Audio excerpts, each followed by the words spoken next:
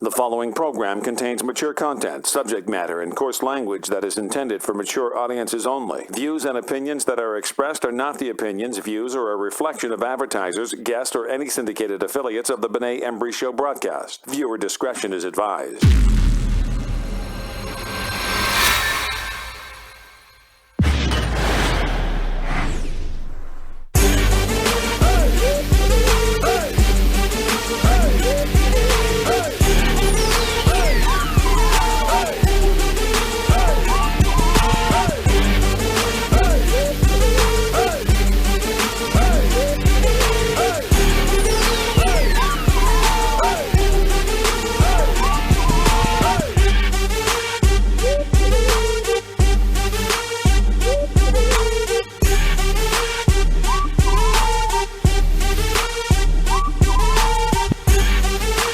Oh, yeah, this is the Benet Embry, Benet Embry, host of the Benet Embry Show, coming to you live and uncut right here, right now on PodCityPodcastNet.com. Thank y'all for coming in here on a Monday. Man, it's been a very crazy, tumultuous week. We got shit happening in the White House. But you're here now. I know, and today is also, I would like to deem this Victory Monday. Cowboys are 2-0. And looks like we're going to be at least 10-0. Wait a minute. What does that shirt say? Are you watching football again? I thought you were like super militant with... I am. Oh, okay. You just decided to... I didn't have time to watch yesterday. Oh, you didn't have time. But I saw the highlights. So it was in your spirit not to watch, though. You support... I saw the highlights. Oh, okay. I was so you sleeping. supporting other black people? I was sleeping. Oh, okay. I'm just... Sleep is more important than everything. I'm just making sure, It's everything that God loves. Sleep. Amen. As you can see, ladies and gentlemen, Nikki J, a.k.a. Nick Shady, a.k.a. Libra Girl 1016, is not in the building. She is recuperating from her trip in ATL where she was doing a lot of jiggling and shaking and stuff. How do you know she was jiggling and shaking? It was all on the Instagram and stuff. I was actually worried. You just like an old daddy. And I was praying. You weren't. The hell would you praying? You were not praying. I was praying. I was sitting up here. You wasn't praying. Like, for real, Jesus, this is not how you raised us to be, Heavenly Father. Come forth now and ban all this hot... Yeah, lean out for the lightning strike that's about to come. It's coming. Ban all this hot girl summer, Lord. Ban it in His name. Hallelujah. Praise Him. And I think it worked. I felt a lot of hoochie mamas coming in from the yachts, and they put some clothes on, one showing their butt cheeks and nothing like that. Prayer helps. I had like a lukewarm summer. It wasn't a hot girl, more like just a comfortable room temperature summer. Ladies and gentlemen, as you can see, we have the lead actress of the TV series Southern Truth. This is one of the most talented women that I've ever been around. Not only that, she is in my movie, shout out to Love Torn Between Two, which will be coming to you very soon. We're having the screening, November 2019, and we should be out of there and for you to go see in theaters or on Netflix by February 2020. Yay. I would like to introduce to you directors, book her, agents, book me. Sign her. Sign me. Tiffany, a.k.a. 12. Thank you. Thank you so much. Thank you. Still with the 12. Thank you for inviting me. Yes. Big bro. I was a little offended. Why? Though, because I was on Instagram. I was on Facebook. And last time I came, I made a flyer and put my picture on. It was like, hey, Tiffany coming this time. It was kind of like. Tiffany, I have not had the time to do nothing. I can, but actually some people didn't give me the special guest that we have tonight. He didn't send me his name. He didn't send me no pictures, so I couldn't even make him a flyer. You know my name. Well, I'm just saying. You see my pictures. I was just barely able to get everything in, and actually I was late. So I apologize. I was filming. I had some Masonic stuff to do. Well, he told me he was a technical genius. I figured for a technical genius, he can go and just make it happen. That's what he said. Okay, but see, but being that I don't own this radio station, I have to confine in the rules that the program manager states to get. Oh, you're a yes man now. Get content in 48 you hours be a prior yes to. man now, huh? Excuse me, Sam. Can't remember the brother's name. What's the brother's name over there? See, don't know. Jason. I thought. Oh my gosh! I'm just. Jason. What are the rules to having content in? When are we supposed to have it in? 48 hours before. Oh, okay. So next time you invite a guest, I'm gonna need a week for you to give me all this stuff so I can do the brother right. So look here. Let me tell you about this right here. No, I'm just saying. Let me tell you. Look at this. Look at this. Right here. Look at this. No, I told you about it in plenty of time. Okay. Did you send me the pictures? No. Did you send me the content? No. Brother got a podcast. Brother done got books. He got books out. You know, he's speaking about something that everybody needs to know, especially us, retirement and investing and everything like that. You couldn't give me none of that stuff, ladies and gentlemen. I got you plenty of we stuff. have for you tonight. Mm-hmm. If you want to know how to manage your money, because I got a whole shitload of questions, because you know I'm the overdraft payday loan king. Stop it. Stop it. Sometimes you got to rub Peter to pay Paul. No. Ladies and gentlemen, we got Mr. Philip Washington Jr. Be sure and check out his book, Retirement Investing 101, a step-by-step process for building and managing a retirement portfolio. Now, just because he's a Saints fan, we're not going to hold that against him. Is that is that little emblem? Yeah. Is that what that is? Illuminati. No, I'm just playing. No, I'm just playing. Hey, I'm serious. No, I'm just playing. For real. It's not that. It's hard-working brother. And everything like so. Other than that, ladies and gentlemen, he'll be on in a little while after this break. To my immediate left, he is the man with the plan. He's the show manager, ladies and gentlemen. Not only that, he is the angriest, high yellow person on the face of the planet. He is pretty yellow. I would like to present to you.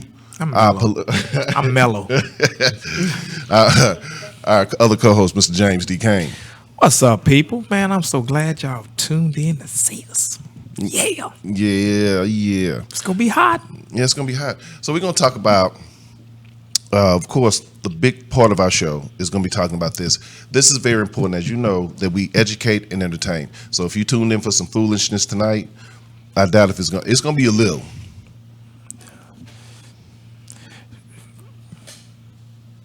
But 12 is here. It's gonna be some foolishness. But the whole thing is, ladies and gentlemen, we really want to get this information out, because I was talking to some people today, and people don't know the difference between IRAs or savings bonds or the importance of a 401k. They don't know the difference of what if the dial was up and down. What does that mean for you? They don't know anything about investment strategies, even not just for retirement, but just for your own, just putting some money up. You know what I'm saying? We as a people definitely need to get away from living paycheck to paycheck, and it's going to be hard. You got to be disciplined and all of that stuff. And I'm talking to me when I say this, because I'll be like, fuck it, I want it. Damn, I got $20 Williams, but if I go, I can use $40 and get some Williams chicken and put 16 cigarettes. And it's 16, and that'll last me till Tuesday. Then Tuesday, I can handle something, because I get paid Thursday. See, time out for that shit. It's 2019. We need to start taking care of our own selves with our own economic power. That being said, ladies and gentlemen, so strap on tonight. Oh, what? That was last week. What? Strapping on. Ooh, what I mean? Nothing. James. Nothing. No, Okay. it had nothing to do with strapping on, because she was. Well, I can't say that. Yeah. Shout out to Luna Corazon. Oh yeah, she was here last week. Yeah, she gave us a promo. Wait a minute, you know who she is? Church girl. Do you know? I'm coming. Jesus' niece. Do you know who she is? Y'all be sure to go to her fan page and remember that promo code that will get you discounts and get you a free What was the code? Benet Embry 69. Oh gosh. Yeah, He's just proud of that, ain't he? I sure am. He got the chair. He got my damn chair about to give I out. got promo codes. You dig what I'm saying? And you and Nikki, I always talked about my Pornhub subscription. I used to laugh and shit like that. Now we are helping people release their tension Through the hub.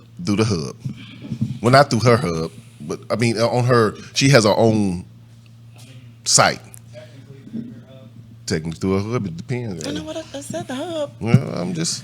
Ooh, we need to trying go to- to break. Yeah, we You know what? When When I'm invited to come, I want a Bible segment. I should get a 2-minute Bible segment. This ain't that show. Where y'all Boo. can't talk for 2 minutes. Boo, this ain't And then that y'all show. go right into y'all. Wrong show. I'm just. I can't wait to go out first, so I can ask her for real. So how you know about who she is? Because I know.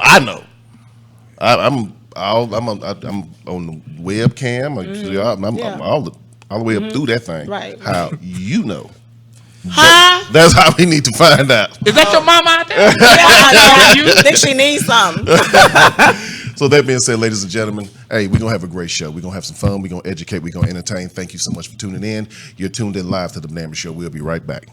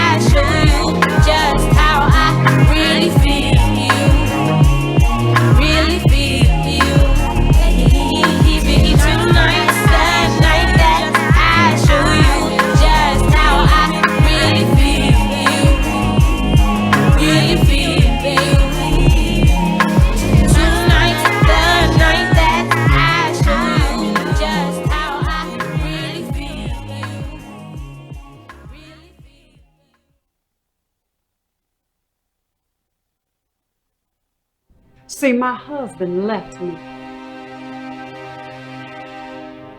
Just let it like me, this shit is on you!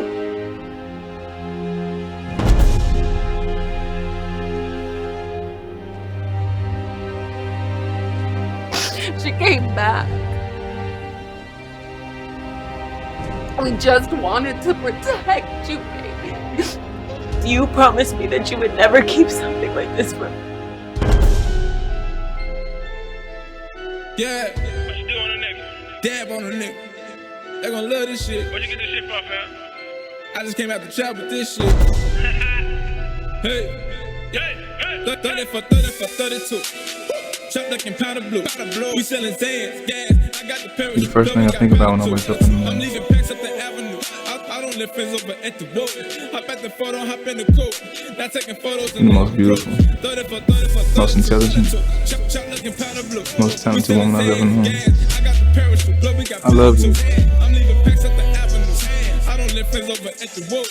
Hop at the photo, hop in the coat. Not taking I photos. love him so much. I can't see myself with anybody else but him.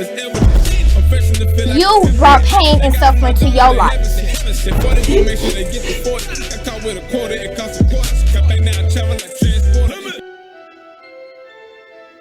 Yeah.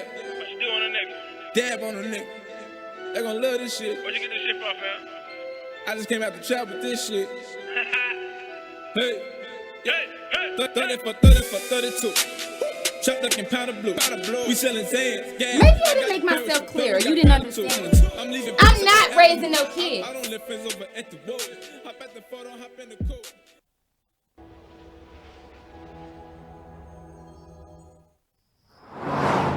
What made you pick me? I liked your picture. What? You had this sad look on your face. I felt sorry for you. Damn. So what happens tonight? Did you think we were gonna have sex? Nah. No. I thought we were gonna hang out, maybe get to know each other. You're swerving a little bit back there. Go ahead and ask you to step out of the vehicle for me. Get on the ground! Are you serious? Why is he under arrest? Just chill, just chill. Get back in the car, you're going to jail too.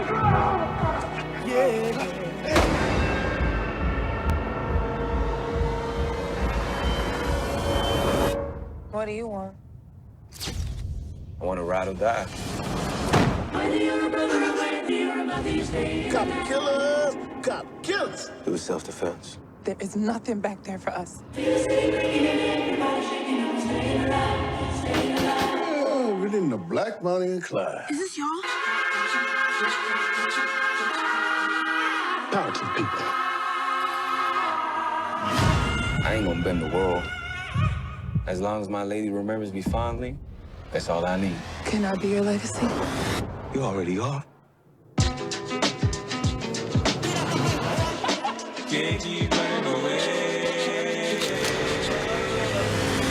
I think everything is destined.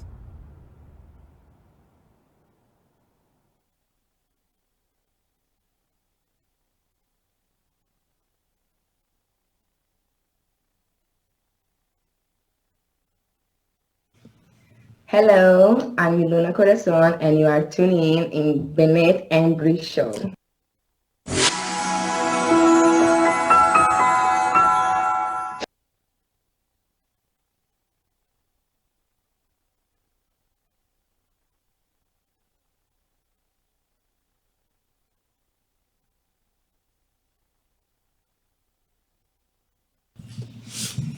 We're back, ladies and gentlemen. As you can tell, I'm not Nikki. Ooh, for sure. Really, you're not. But I'm going to attempt to do a great job. Okay, hold on. Let me get my disclaimer. What? I'm not going to do the intro. Nikki's not here. I could do it, though. No, you're not going to do the fake Nikki voice, are you? Please don't. Please don't. Well, Please don't. I hadn't even thought about that. Please don't. What? Oh, yeah, do it. Go ahead. Please, yes, go ahead. I would like to hear this. I'm trying to bring this in. Hold on. Movie reviews. I don't know where she be getting her information from. She watches movies. But she didn't watch any movies this weekend because she was in the A. Shake what your mama gave ya. Shake what your mama gave ya. I just wonder if they went to Magic City. Man, please. From what I'm saw, and you actually need to talk to your co-host. Y'all of the same skin tone. She may listen to you. Oh, really? We go dog Nikki now. Well, I'm not saying y'all of the same skin tone. Okay. Y'all might see be what able. You not gonna do. Yellow people band together. That's yes, right. Exactly. You're not about to talk about Miss Nikki. I didn't. I just said no. I said you need to talk to her about her behavior as of late. Ain't nothing wrong with Nikki's behavior. What? Nikki is a child of God. Mm-hmm. Amen. Okay. Amen. Let me go on her page. See what I miss. She is a child. She might be a wayward child, but she's a child. Right. Nikki voice, please. No, I have to do the intro first. And bring Okay. it in. I got to feel the mode. Jesus. Get into the zone. Quit bothering the Lord over this foolishness. Okay. It's a little cold in here, but it's about to get hot. With Nikki Jackson and Nikki's hot spot celebratory fist bump. Nikki, hi everybody. It's me. There we go. Libra Girl 1016. Right down the drain. Look at me. Follow me on Instagram. Libra Girl 1016. You'll see all my poses. You would not be a nice gay man. Here's my other pose. Nothing. Shoulder. Yep. So today, I don't really have a lot for you guys. I have no idea. So I just want to say how much I look up and admire Benet. Thank you so much, Benet, for being a great person.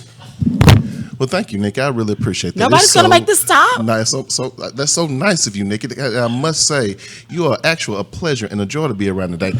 Oh, thank you, Benet. You should know that I really want to come to the show and just impress you because I just love being on the show. I have to be nice to James because if I don't, he might shoot himself. But thank you so much. Well, Nikki, I appreciate that. Can we get on with your segment?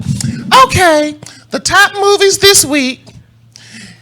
It, Chapter 2, Hustlers, Angels Have Fallen, Good Boys. Fowling. Oh, The Lion King is still there, and Hobbs and Shaw. Oh, that Dwayne Johnson is so fine. Hi, Dwayne. That's all I have for today. So y'all follow me, Libra Girl 1016 on Snapchat, Nikki Jackson on Facebook, Instagram, and Twitter is all Libra Girl 1016. Thank you. Y'all have a good night. Back to you, Benet. Thank you, Nick. I appreciate that. That was very informative and everything. Thank you. So, ladies and gentlemen, that was Nikki's hot spot. Why are you looking like that, 12? Don't make eye contact with me. Don't. Just look away. Just look away. What's wrong with y'all? Follow my lead. Just look away. I'm just saying that, It was like watching a bad episode of The Nutty Professor. I have no where he idea. was trying to play every role. No. Nikki, she had to leave. She was tired, so she had the night off. Okay. So, now. Nikki ain't never been that big and she ain't never been that black. Never, ever in life. Or bald. Well, I'm just saying. I don't know. All right, ladies and gentlemen, let's get to it. Consequences and repercussions. You go half of that, bro. Half of what? What you just did. I'm not gonna have no DMs for that shit. Shit, I wish a mother would. That was Nikki Jackson. What it was? I'm gangster. I'm deep in the street. I got more than 2 tattoos. I'm certified gangster. My certification is like. But those wrists were flicking. Well, that was Nikki. That's ain't that what women do? That's your alter ego? No, that is not my alter ego. My alter ego. You see how she looked at you, dog? You see how she like? My alter ego. She looked at you like you had some If I sugar bring on you. him out, then I just gonna allow to be a loose stereo. I put him away for a while. I put old Gator down. Oh, Gator. Gator. Wasn't Gator the dope fiend in what is that? No, he wasn't a dope fiend. He was actually the Do the Right Thing. No, but see, no, but I think he was. no, you talking about Gator and Jungle Fever? No, Jungle Fever was Gator. Yeah. My alter ego Gator slapped the shit out of Yellow Folk. Really? Yeah, that's exactly what happened. Where? Why you threatening my man? I'm not. I'm just saying. I ain't worried about him threatening me. I ain't worried about him threatening me. You shouldn't be worried about him threatening you. I ain't worried about him threatening me. Cause all right, I'm ready. So let's bring this gentleman on, man. I really want to get to this. And hit me up with questions that you may or may have. For the simple fact, Jason, do we need to take another quick break and get him set up, or can we go straight into it? We do. No. All right, cool. Ladies and gentlemen, let us take a little small break. Wait a minute. What did you want to talk about? What did you bring up first? What are you talking about? Oh, men. The reports say. Reports say. Reports say what? Reports say. What reports say about us? Men. There was a report that said, hold on, I want to make It's a sure. lie. It's a lie. It's not the truth. Anytime, you know what? True. Anytime. Fake news. Fake news. Here we go. So, U.S. marriage rates may be dipping because of a shortage of financially stable men. And this is what a study suggests. You know, that there's a shortage. James said this a long time ago. He said marriage is a business. And for a while, I kind of fought against that because I think marriage is units to love. But on the same token, she may not be a gold digger, but she ain't dealing with no broke. Same thing with a man. So this study is saying that, but I hate for money to be the thing that takes that out. What do you think break up more marriages? I say money breaks up more marriages than than infidelity. You think so? I don't think so. I think I think there's let me tell you something. Okay, tell me something. You'll deal with some crap for the right amount of money. If you somewhere and you comfortable and everything is going good, you be like, you know what? Yeah, I know he fucking that bitch, but he fucking out here. I'm in the house. I'm in my I got mansion. the wallet. Yeah. I got the wallet. Yeah. But I think when they talking about for women, we're not looking for you to be rich, just stable. You know what I'm saying? That just means you're able to pay your bills. Me and my father-in-law was talking about this. You may earlier not this weekend. have, just stacks and stacks. We just want you to be stable. Me and my father-in-law was talking about this weekend because we were talking about how younger women are gravitating more to older men. And the biggest thing that I can think of, because everybody knows my wife is younger than me, is that I don't do shit the young dudes do. Okay. I'm more stable than most people. Thank you, Jesus. Is that a quote? You doing the prep? Did he just do the prep? For the Lord. Damn, that's like some 80s dance there. So, would you date an older man? I would. What's the years difference? I would do 55, so about 15 years older than me. Damn. Would you date a younger chick? Not really. Really? You wouldn't? I mean, how much younger? So I mean, really, once you get past like about 35, we just ain't gonna have nothing in common. I can't say that. Me and my wife got everything in common. Y'all do look happy. Well, I mean, I'm not saying that to say that, but I mean, she's the. I mean, we really balance each other out, but I seen what you're saying where there's none in common, and there is some maturity issues that I have to deal with, and some stubbornness she has to deal with me. Let me give you a disclaimer. Dig it. Is that this ain't scientific. This is just based on what I experienced. When people hit certain milestones in life, they kind of stop and they turn around and they look back to see how far they've come. And if people can't see progress or see that things are getting better or see that, you're making steps toward a progressive and a progressively better future, they tend to feel some kind of way and feel like, you know what? Look, I'm running out of time. Well, that's you explain the midlife crisis. No, that's not. It's not midlife crisis because I went through that when I hit 30. When I turned 30, I went through that because I was like, you know what? You get out of high school, you go to college, you go and you try to figure these things out. You try to navigate this real world, and you put your big boy boxers on, and for your big girl panties for your women, with your big boy bloomers or your big boy boxers, and you try to go out there and be like, beat your chest like, I ain't calling home asking for nothing. I want to do it on my own. You want to be, Frank Sinatra. I'm gonna do it my way. And then you come in and if you marry, you get with somebody, then you make a lot of mistakes. You lose a lot of time. You don't really have that time to grow together because I remember the saying was that a while back was that, man, I'm trying to have something. I'm trying to get something. I feel what you're saying. Shout out to Henry Douglas Kane Jr. He said, I can't deal with a young chick. He said, first time you marry for love. If you do it again, it's for stability. I kind of feel like that. Well, I can't say that because I married both times for love. Women always marry for stability. And I'd say that's damn near exclusive. A woman that's kind of deep, dog. It's in a woman's nature to want stability. Is that how Jay-Z got Beyonce? It's in a woman's nature. There's not a woman on the face of the earth that don't want to be taken care of, that don't want to be pampered. James, they got all this women live. I'm independent. INDEP, all of that shit. BULLSHIT. A woman wants to be nurtured. She wants to be taken care of. She wants to be provided for. She wants to feel safe and secure.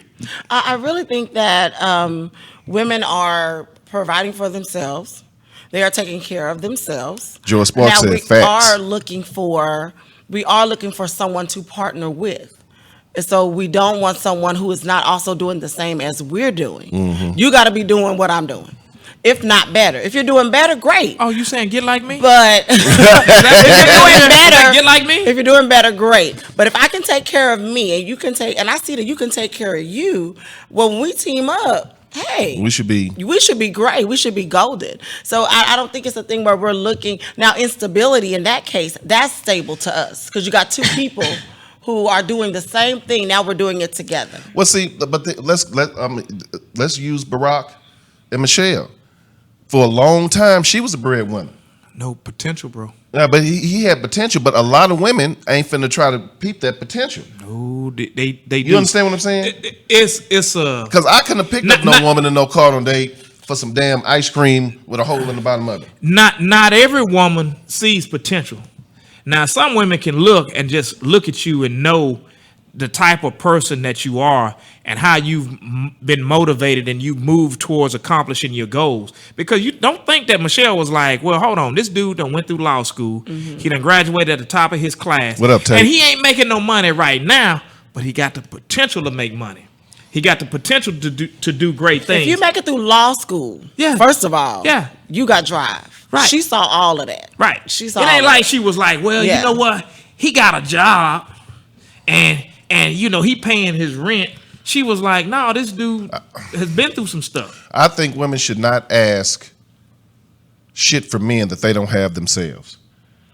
Don't ask, oh, you got your own house and you living in a Section 8 apartment. I agree. Don't ask for that. I agree. Don't ask. Don't look at my car. Oh, you just drive Impala? Well, bitch. You got a kid. Can you You see what I'm saying? It was how he said it, y'all. It was how he said it. He said it how he meant it. He drug out the vowel. So, but I get you on that. Well, I get you on that. Why you looking down on me? You looking for an upgrade in me, right? Instead of you trying to upgrade yourself. So I get that. Right. I get that. But I still think, and me and James, I think we've talked about this before. I think as far as our community, until we learn how to love each other, I cannot. It's almost to the point that I can't stand to look at Facebook because it's always some raggedy chick on there talking bad about her baby dad. I'm like, well, shit, you the one slept with him. It's always some dude on there talking about her baby mama. I'm like, well, you the one that ate her out. So, I mean, damn. What do you expect? He did. How did she become a baby mama if he did that? Well, I mean, that leads to things. Yeah. It's a natural progression. Because like pregame. Yeah, it's pregame, yeah. Because if she let you lick it, then it's pretty like a 99% chance that she gonna give it up. That's 100%. Well, no, I know. It's 100%. I know some. You like if you get that far, you might as well bring it on home, buddy. Bring it on. Come on around the bases and come on home. So, but we need to, and I guess that's a good segue because it is okay. That's a hell of a segue. Not bringing on. That's what we'll call it. No, a segue. I'm talking gangway. I'm talking about the financial thing because, again, ladies and gentlemen, we have Philip Washington Jr. here, and of course, he's going to be talking about retirement. But I also want to get with him on the base question, so we don't talk above anybody's head, and we can gradually bring you all the way through to where we're trying to go, which is Retirement Investing 101. Where can we go get this book at, James? It's on Amazon? It's on Amazon. Yeah, go to Amazon, right? Oh, well, it's green. Yeah, it ain't gonna do right on the green screen. So, yes, there we go. Go to Amazon right now, ladies and gentlemen. Philip Washington Jr. Retirement Investing. Add to cart. 101. Add to cart. And read it. And I think his contact information, because he has his own firm, right? Yeah. Oh, okay. Well, then, find out. Look him up. We're going to take this quick break and bring Philip up, and we're going to ask all these questions right here. Wait a minute. I think he's a little darker than you, so you need to call him Mr. Washington. I'm representing for the dark side. Don't try to use him as a come We're going up. to bring him I saw a ring, ladies. Don't try to use him as a come up. About 2 minutes, 2 seconds. We're going to bring him up. Yeah, we're going to take a quick break, ladies and gentlemen. We'll be right back. You're tuned in live to the Name Show. We're coming back with Mr. Philip Washington Jr. Vibration's extremely high. I'm feeling cool. I'm feeling like snow on a hot day. You know what I'm saying? I'm feeling fabulous, fantastic. You dig? You know, I'm smiling. You know, I'm singing. I'm singing like the birds. I'm up early to get the worm. You feel me? Slicker than a perm. Too clean. Don't stand next to me if you ain't got it.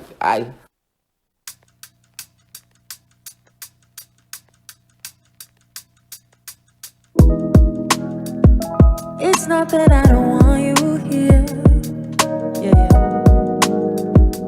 It's something about the way you stare into my eyes.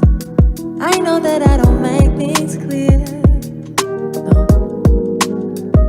I fall for you every time I try to resist you. We can get away.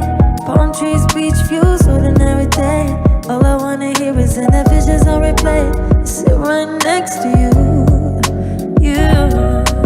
I try not to show how I feel about you. Think you wish you away, but we don't really want to. I just wanna get away and sit right next to you.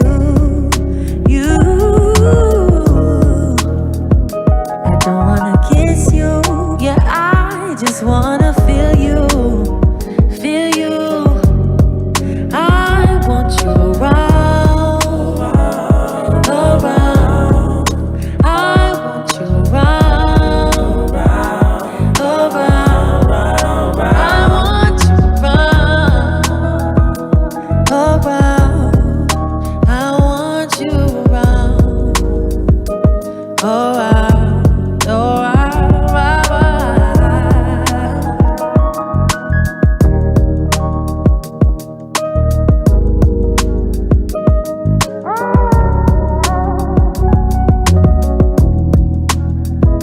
Come through, I think I need you here. What? I swear it's hard to keep these feelings to myself. Now you're the one I'm thinking of. My higher ground, my rocket low. Fuck gravity, I'd rather stay up here. But we can get away. Palm trees, beach views, ordinary day. All I wanna hear is in the visions on replay. Sit right next to you. I try not to show how I feel about you. Think you wish you away, but we don't really want to. I just wanna get away and sit right next to you. I don't wanna kiss you. Yeah, I just wanna feel you. Feel you. I want you around. Around. I want you around. Around. I want you around. Around. I want you around.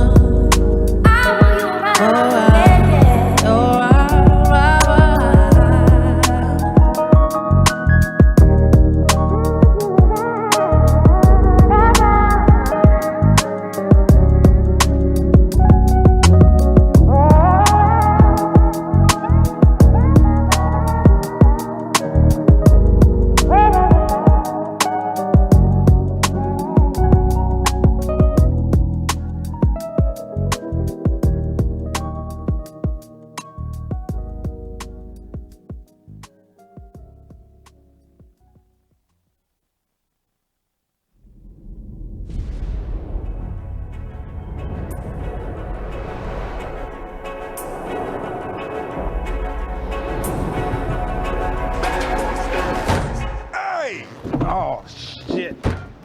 Oh, come on, man. You can get that buffed out. No, you can get that buffed out. Remember, knock and talk. Yeah, knock, knock. Tiny PD, get down! What the hell happened to knock and talk? Hands behind your head right now. I got this. I'm gonna penetrate this man's soul with my heart. What? Watch and learn. Sir, I realize that you're scared. You know, sometimes fear. How deep you think you got in his soul? I'm done, Mike. I'm retiring. Uh-oh, here we go again. You want your legacy to be muscle shirts and body counts? Look at this mess. It's carnage. I didn't do all this. You didn't shoot anybody? Well, come on, Cap. You know I shot some people. Yeah. Fuck me. Fuck.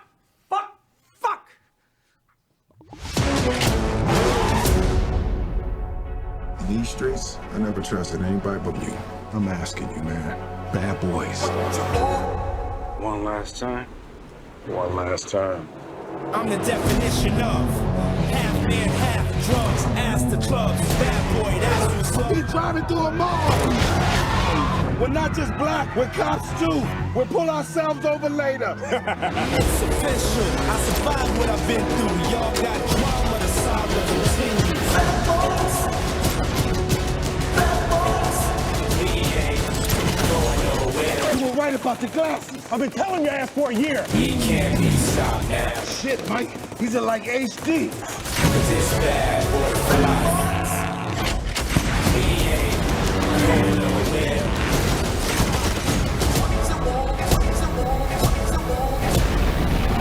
Cause it's bad boy for life. Bad boys, bad boys. Hey, what you gonna do? What you gonna do when we come in?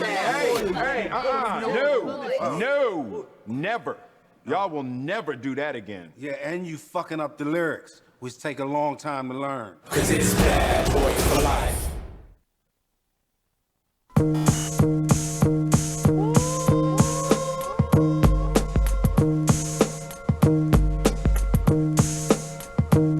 Hey y'all, it's your girl DJ Spinderella, and I'm here to let you know about my latest venture.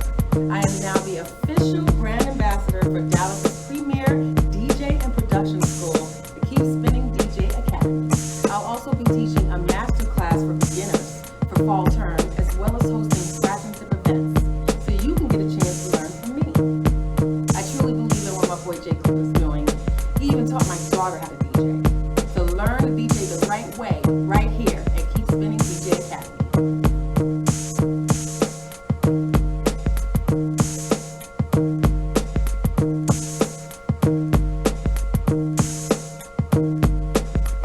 The S, the T, the I, the N, the G, the E, the R, the E, the L, the L, the A. Spinderella, bringing it.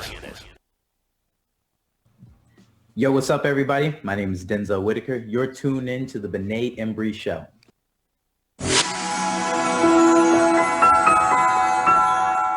All right, ladies and gentlemen, we are back, and you tuned in live to the Benet Embry Show. And as promised, we have for you Mr. Philip J. God damn it! Why do I want to keep putting a J in your name? I don't know. It's not there. Yeah, Philip Washington Jr. of the book Retirement Investing 101, a step-by-step process for building and managing a retirement portfolio. What is the name of your business, sir? Stonehill Wealth Management. How can they find it? StonehillWealthManagement.com. It's Okay. the easiest place. It's the easiest place. But if they Google it, it'll pull up. And how long you been in business?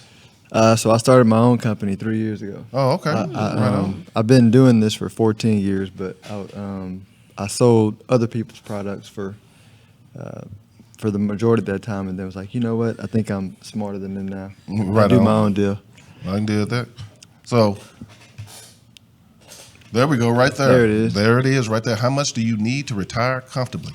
So this is an important subject to me.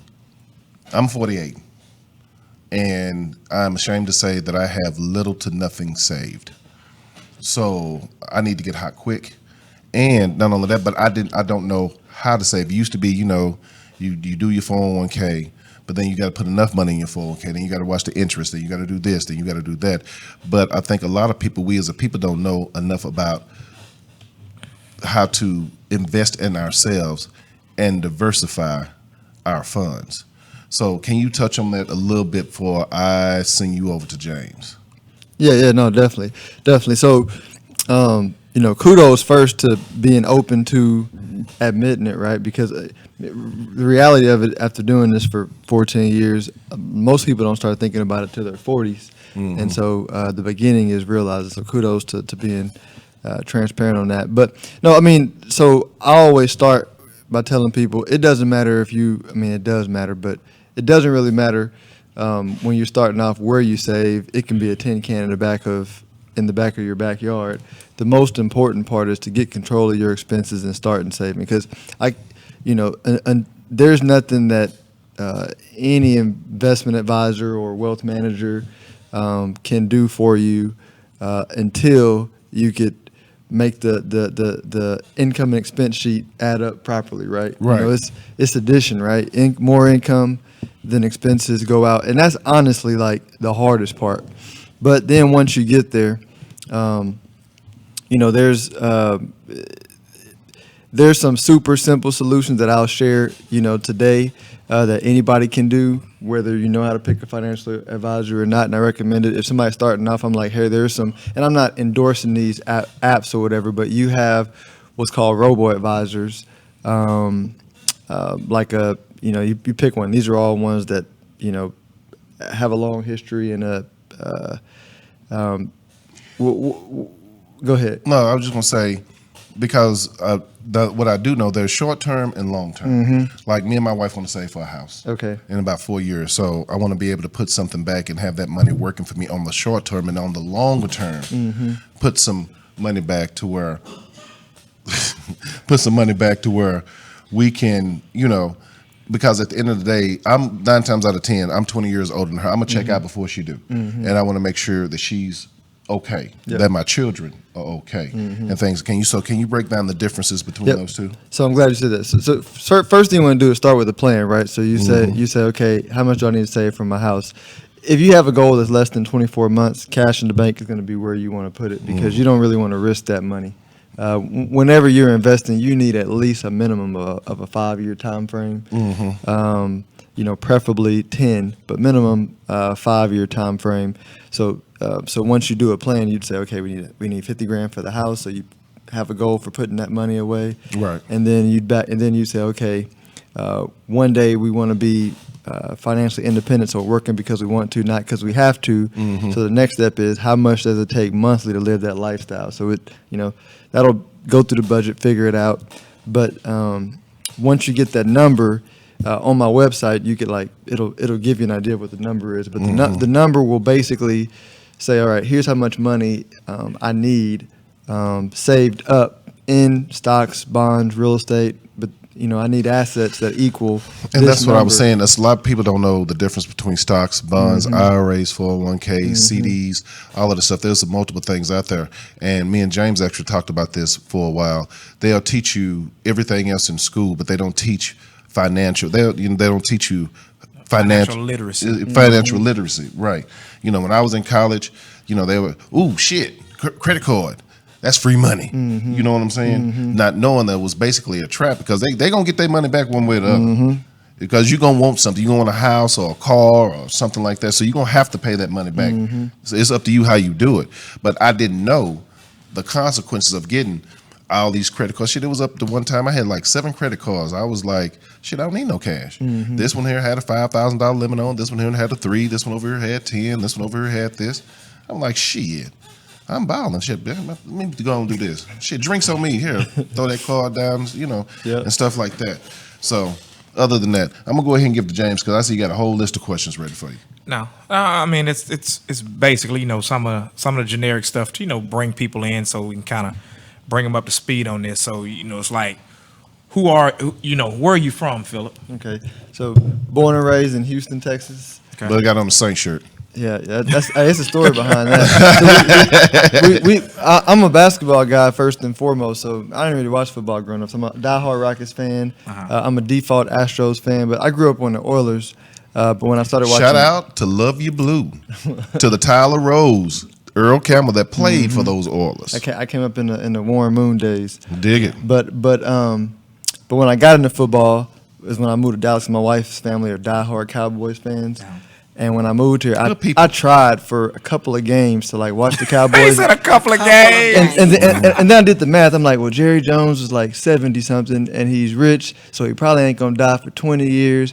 And he's the reason the team is losing. He's a heck of a businessman. Yeah. Heck of a businessman. Well, ladies and gentlemen, we're going to cut this interview short. But he's a horrible GM, right? So my wife and I go to New Orleans every year, and my family's from Louisiana, and I was like, you know what? I'm just gonna be a Saints fan. Yeah. Right. You know, it just made sense. It literally was. There's a lot of you transplants here in Dallas. Dig it. I'm saying, what's the largest barrier to wealth creation? Income and expenses. So I mean, the hardest part for people, the hardest obstacle is people don't know how to say no. Right. Everybody feels entitled to, you name it. You know, they say, oh.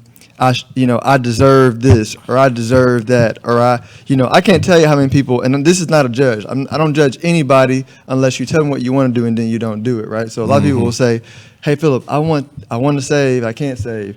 And then I'll look at their Facebook and they're in like Buenos Aires or something, you know what I'm saying, somewhere spending money.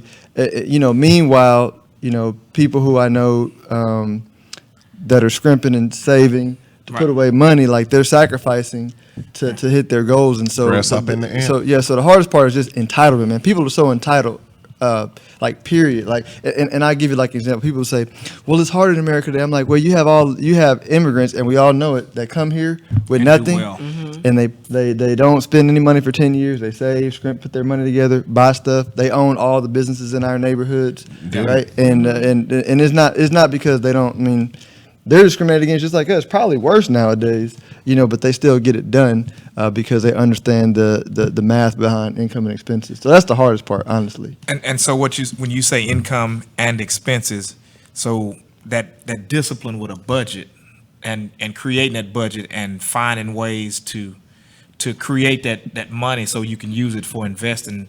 Typically, if okay, I'll be the devil's advocate, and I'm Joe Blow client, and I come in and I'm talking to you about I want to do investing, and let's just say I want to do something in the neighborhood of, we'll throw a number, $500 a month. But I'm trying to figure out ways to do that. What are some of the things that you would have me to look at to where I could possibly cut some expenses and to get to this goal to start investing? Because I think the biggest barrier to all of this is just once you get a person started and they get enough discipline to leave it alone, they'll do well. But sometimes it's just getting that train moving is the hardest part. Yeah. So first probably is going to be like a lot of psychology, right? It's what does buying this car replace that you need, right? And it's like deep, right? Because a lot of people are trying to replace something. Right. They're trying to feel some kind of way or attract the wrong type of people, and they say, so you got to like deal. I can't I can sense it when I talk to somebody, but I can't deal with that. You got to deal with people are broke 99% of the time because of some psychological issue, right? They, and it's mental. It's if I own this car, I feel confident, or if I do this, I feel confident. I'm like, well, I like zeros in my bank account. That makes me feel more confident, right? Dig that. And the confidence comes from choices and options. So you got to deal with that first. But then if somebody's talking to me, they're like, all right, they're ready. The first step is I say write out your fixed expenses, right? So fixed expenses are going to be things that you have to pay. If you don't pay it, something shuts off or defaults. So that's going to be like, rent or mortgage or student loans. Mortgage, student loans, household utilities. Would you consider that? Yep. Because that's something that sometimes people will beat themselves up over their expenses. And I'm like, well, once we know what that is, and then we can say, discretionary, which is maybe gas, groceries, entertainment. Like we can rough draft that out and then say, hey, the problem is you're just not making enough. Like sometimes I'll do that and I'll go, no, you just don't make enough money. You need to go Uber or wait tables or do whatever, but go make some more money and make and fix that. So once you get that, it'll tell me, if there's any waste. And sometimes we'll do it and they'll be like, well, man, we're making $10,000 a month. Our fix is only 3, so we're blowing 7. Yeah, you're blowing 7, right? That happens a lot, right? Yeah. But breaking it up helps you deal with it versus having it all together and saying, I don't know where my money's going. Let's look at it. Yeah. Yeah, because I think a lot of people, money slips out, and it's almost like you have to do a come to Jesus on your accounting to figure out that, yeah, man, you will have a lot of money going through. Because I know people, I have a friend and she's like, I make too much money to be broke. And I'm like, but you're broke. You every month, you're like, when you get to the end of the month, I was like, with the amount of money you're making, you make more than sometimes two people in the household make, but you're still broke because of, I don't know, the lifestyle, expenses, vehicles, or whatever it is that they're doing. But what is a typical time frame for you to say you would see a return on your investment? Yeah, so so I'm a odds guy, right? So what I do know is that, let's say I'll just say the stock market, right? So if you invest in the stock market, then you just know that there's a 25% chance that the market's going to be down, right? The further you go out, the lower the probability of you not making money and the higher probability of you actually making money. And this is just like in a generic, like the total stock market, right? Not even trying to do anything pick fancy. any particular stock. Yeah. Do you do stock market advisement or setup as well? Yeah, so I do what a wealth management firm does, just so you know. So you have like most financial advisors, which are like the Edward Jones or Merrill Lynch or whoever, where they're selling like a lot of them are selling just products. They get paid a commission to sell products, and I did that for years. And or they're selling a money management service for Edward Jones. What I do is I'm chief investment officer at Stonehill Wealth Management, so I manage accounts. Like I'm the investment manager for separate accounts for individuals or 401k plans. And so I'm the actual manager versus the person selling the mutual fund. So my company is a company that would, we do managed accounts. We could also manage hedge funds. We can also manage mutual funds. You're going to wrap after this because I was telling James I'm finna get all into the solar energy shit before it pop off. That's the next thing. So with that, like I said, when James was telling me about you, I said, okay. And plus, I know how James is with money anyway. For him to say, oh man, he good, and I was working with him on some stuff, and I said, oh, so you gave some of your money to him to do what he needed to do? He was like, yeah. I said, okay, I can rock with him because James got lunch money from school 30 years ago, because that brother there is not cheap, but what they call frugal. So for him to invest, then I know it's got to be some factual. No. Before we go here, I got to do a compliance issue. Okay. I can't have any endorsements since this is on my page. Oh, you can't have an endorsement? No, you're not a client, so you're fine. Yeah, but if I have a client on the panel, which I don't know, I'm not saying I have a client on the panel, but if I do have a client on the panel, I can't have any clients endorse me. Oh, okay. Just for compliance reasons. Okay. Yeah. Well, I have a question though. Go ahead. Yeah. Okay, so I'm an educator. Here in Texas, we only get paid once a month. Okay, don't ask a teacher to borrow money. Because we got 30 whole days before we see another paycheck. My wife called me first met. Yeah. So for a teacher, being on that kind of a budget where everything has to come out of one place, and you look up, you can't even have a slip up. For us, you can't. Okay. There's no robbing Peter. You got to wait a full 30 days. We don't have a 2-week kind of thing. I find that for us, it's really hard for us to save, because there's a gap there. There's a huge gap between when you get your next one. So when we talk about investing and we talk about doing things like that, it's scary to us because we're trying to make it to the next 30, And so it's almost like you're carving a little piece. What is your suggestion for people who are, because I feel like teachers, we're literally on a fixed income, like someone who is, retired. Yeah. This is what you have. Survive the next 30. And y'all spend so much of your money on the kids too, right? Listen. Yeah, I know, I get it. She got teenage girls. I'm talking about the kids in the class. Oh, in the class and stuff like that. So what would be your recommendation? Because I think if you sat down with us, you'll be like, yeah, you just don't have enough money. So sometimes that, but where I always start with everybody is if you write out if you're a teacher, right? So let's say you write out your fixed goals, your discretionary goals. Then the second step is to I recommend people have separate accounts. So let's say we broke it up and you said my fixed bills are $2,000. I would say, all right, have your direct deposit go into that account, and you don't have to worry about like overspending on bill, you know, because you're not gonna pay the utility company extra money, like you know what I mean? Damn sure not. Absolutely. But then if you say, all right, I'm gonna give myself $500 a month or $700 a month of discretionary, then I just say transfer that amount, you know, maybe twice a month on the 1st and the 15th. You're only gonna be paid once, but if your number's 500, you know, on the 1st, send yourself 250 and only swipe out of that account.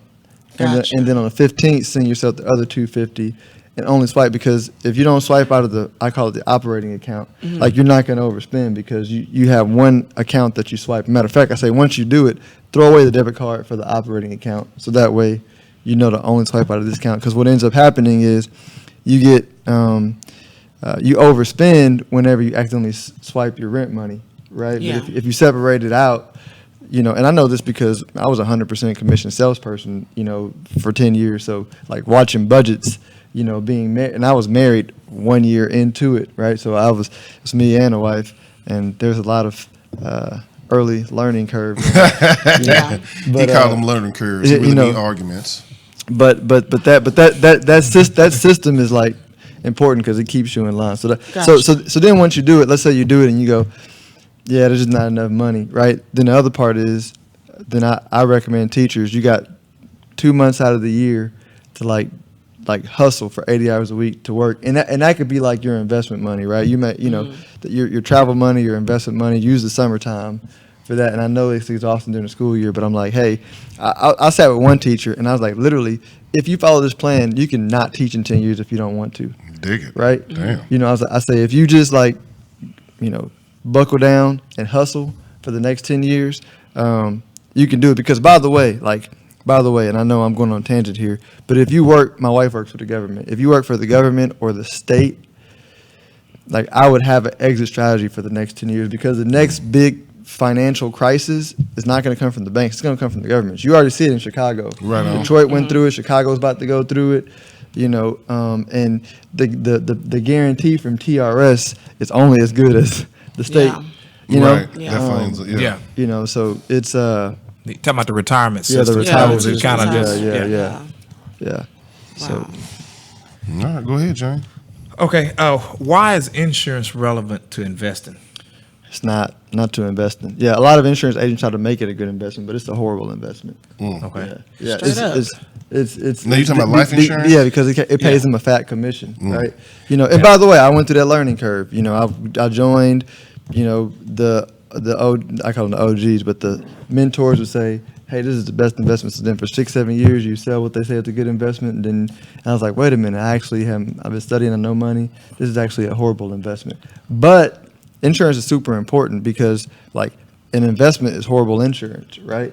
You know, just like, you know, cash is a good place for your home down payment. Mm-hmm. Investments are horrible for your home down payment. They all have a role, and insurance is important because for me, you know, I got a wife, 2 kids. If I leave here and don't make it home, like I'm confident my wife is good because I bought a whole lot of insurance, right? Mm-hmm. You know, instantly, you know, she has a lot of money in the bank and she won't miss anything, you know, financially. Mm-hmm. So my investment portfolio cannot do that for her, right? You know, but the insurance can. So it's important in that aspect. So it fills a gap. It's almost like a security blanket, you know, until you get to what your goal is for investing. Mm-hmm. Because, go ahead. I say, but you know, and then once you're like rich, there's different needs for insurance. I like that. Right? Once you're rich. Yeah. Once you're rich, then the insurance becomes like, you know, when you have a bunch of money, you become more conservative because you're like, well, I got it. I don't want to lose it. I'm not going to spend shit. Yeah.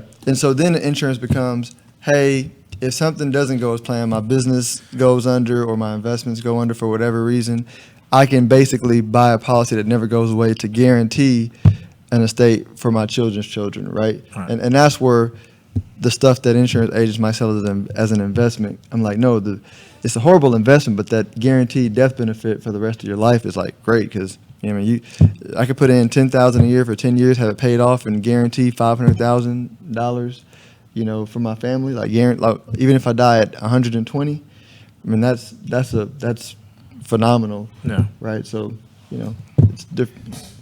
So what is considered a safe investment? Or is there such a thing? That's like a myth. Yeah, no. Once you invest, there is no safety, right? I always say, you know,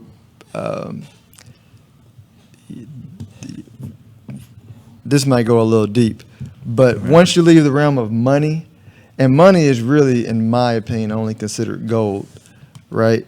Gold is not an investment. Gold has stored its value for thousands of years. Sure have. You know, my partner, he's very well off, and he has a safe in his house with some gold in it. He has some gold, actually gold bricks, and he has cash. And I was like, man, he said, man, this is not. He said, and I was like, really? He was like, yeah, he has like 4 or 5 bricks of gold. And I was like, damn.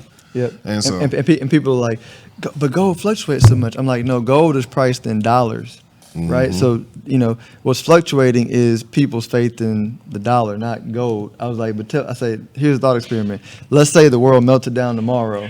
And you have some gold in your house, but you have a problem getting anything you want? Shit, hell no. No. Yeah. So it's, you know, but there might be a point where the people don't want that piece of paper. Yeah. You know, ask people in Zimbabwe. Yeah. Or, you know, even go back further to the Civil War. They had all that money printed up, and then when the Union won, all of that money was, you could just wipe your ass with it. It was just that's what it was worth. Yeah, but just like the Confederacy. So money is not an investment. Money is, you know, and money is gold. But once you go invest, there's always a risk, right? Because if you invest in cash, and the dollar is worthless. Right. You lost the cash. You put it in a bank. People say, "Well, it's in a bank."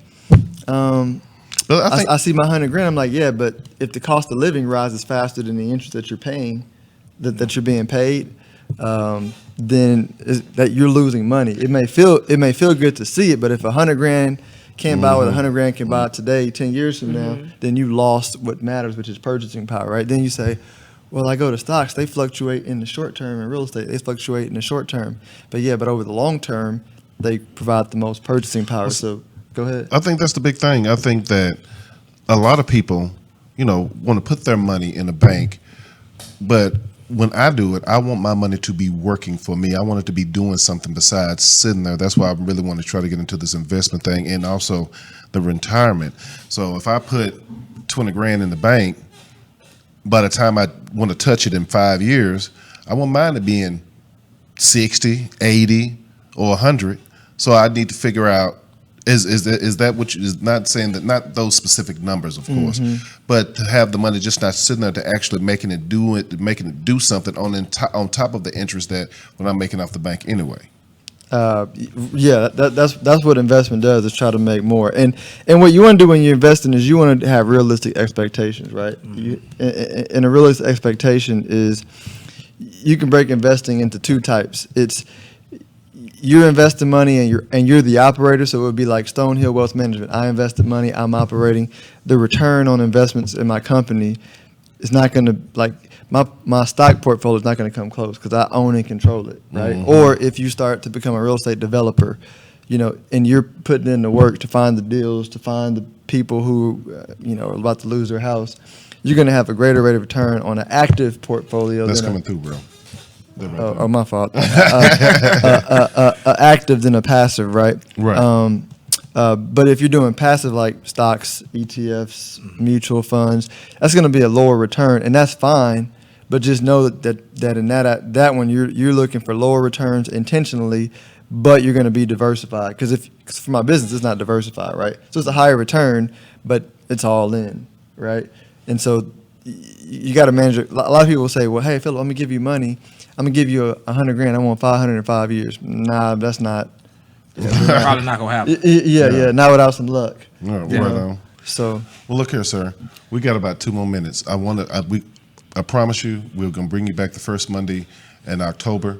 I know James haven't even came close to this list of questions. Oh, dude, I got a gang of questions. Yeah, but this is a very important topic that we all need to learn. We need to learn our economic power. We need to learn how to take care of each other, take care of our money, reinvest that money, and start making that money work for us.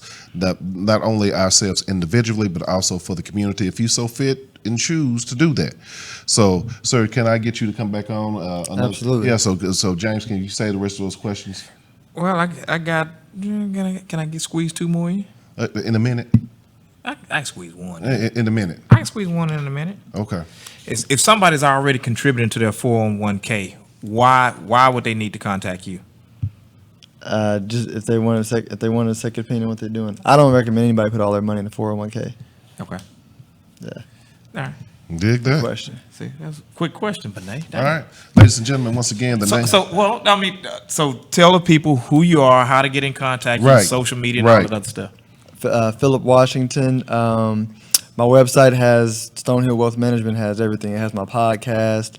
It has my website, how to get my book. I'm on Instagram at Ask Philip, which is the name of my podcast too. Dig it. But that's gonna be the best spot. StonehillWealthManagement.com. Stonehill Wealth Management. Once again, ladies and gentlemen, Retirement Investing 101, a step-by-step process for building and managing a retirement portfolio by Mr. Philip Washington Jr. Go to Amazon now, buy the book, read the book, get in contact with this man, follow the instructions that he gives you, and let's start building wealth for our families and ourselves. We're going to take a break real quick. You're tuned in live to the Benet Embry Show.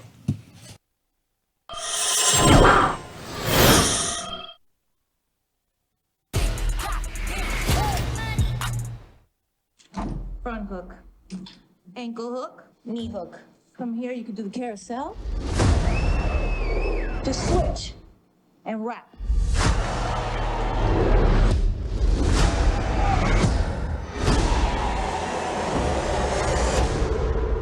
Minus 40% is 160.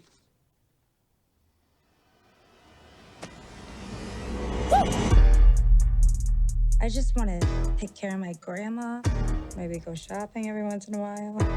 When I was a kid, I always wanted to work with animals. I was close. Shake a little ass, you get a little bag. These Wall Street guys, you see what they did to this country? They stole from everybody. Hardworking people lost everything. And not one of these douchebags went to jail. The game is rigged, and it does not reward people who play by the rules. It's like robbing a bank, except you get the keys. Are you in? I got a These are my coworkers. jobs, please. What if somebody calls the cops and says what? I spent $5,000 at a strip club, send help. Damn. We're a family now. Damn. A family with money. Damn. And when would you say that things got out of control? Pass the mirror. Please help. This is my husband.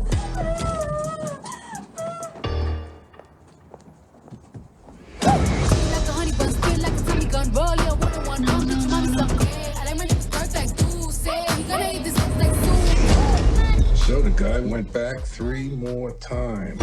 Guess he must have liked it. Boom, hammer time. I was born to flame.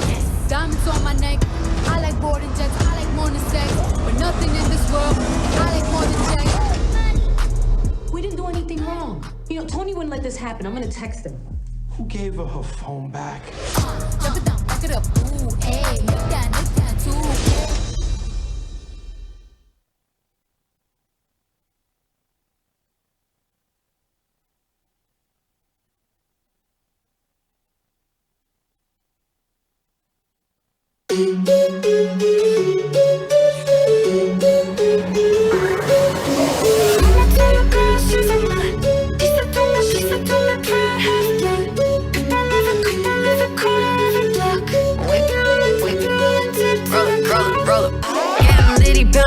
Yellow kitty eating Pocky Bucks, bitch, hella cocky, that's what's up. I'm in Cali making noise on Sotel with the boys, looking hella fresh, Kyoto, I'm the plug. That ladies on me like tamale on tamales. All the senoritas always show me love. Got a fine Russian model, taking vodka from the bottle. Sasha, she don't need no chaser in a cup. It's a new world, new world. All the bad boys and the rude girls. It's a new world. New world, yeah, we coming up, yeah, we coming up. We don't wanna run, we just wanna live. I'm about to come on with the click. It's a new world, yeah, we coming up, yeah, we coming up.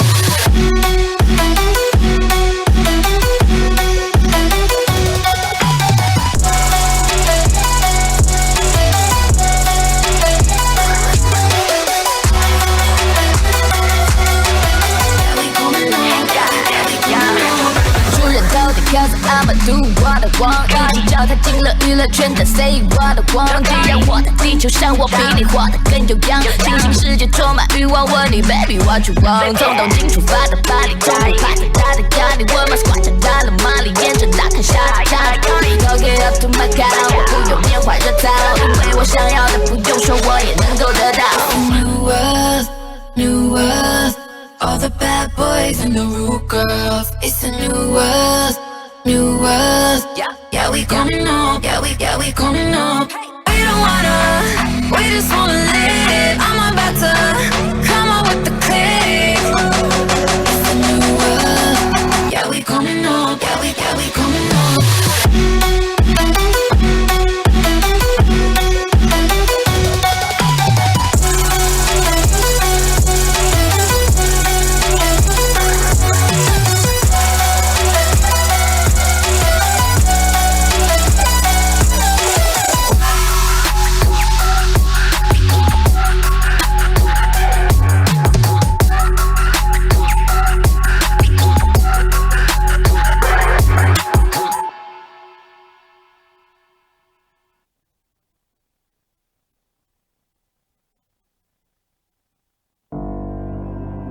Tell me everything that happened. The first time I visited death row, I wasn't expecting to meet somebody the same age as me. From a neighborhood just like ours. Could have been me, Mama. But what you're doing is gonna make a lot of people upset. You always taught me to fight for the people who need the help most. Your life is still meaningful, and I'm gonna do everything possible to keep them from taking it. You don't know what you're into down here in Alabama when you're guilty from the moment you're born. God. Mr. McMillan. We done here. Mr. McMillan, please. I was just about to give up when I got a call from a Harvard lawyer looking to start a legal center for inmates on death row. I was in before he even offered me the job. You the lawyer? Yes, ma'am. Thank you so much for driving all the way out here. Most lawyers barely make time to call. I can't believe you talked to all my people and said you're gonna fight for me. I did. It mean a lot. If you go digging in those wounds, you're gonna be making a lot of people very unhappy. When people care about a thing that much, they'll do anything to get what they want. When I first learned about all this, it was like looking at a river full of drowning people and not having any way of helping them. You ain't quitting, is you? No, sir. Each of us is more than the worst thing that we've ever done. I know what it's like to be in the shadows. It's my dad. He do nothing wrong. It's never too late for justice. You're the only one cared enough to fight for me. If we can look at ourselves closely, we can change this world for the better. We all need grace. We all need mercy. I got my truth back. You gave that to me. And ain't nobody gonna take that from us.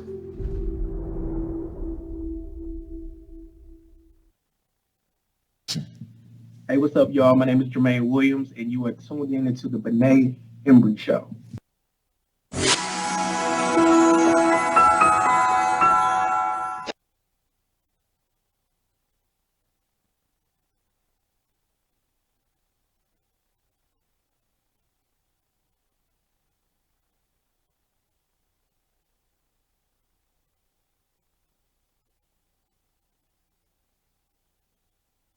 All right. Hi, ladies and gentlemen. Hey. We're glad you're back. See this empty spot right here? Yellow people think they can just do anything they want. Yeah, they just do anything. Because they yellow. Yeah. There you go. There you go, right there. Just in there.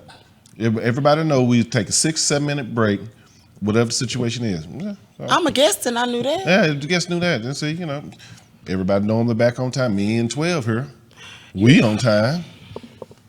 So we're just gonna let this play out. What does this prove about yellow people? Shout out, Mama. You're a little yellow. You kind of bright. You about this color right here, Mama. They Wakandas. They not Wakandas. Condos. Mm-hmm. And still, They still ain't made it back. They're sitting up there bullshitting.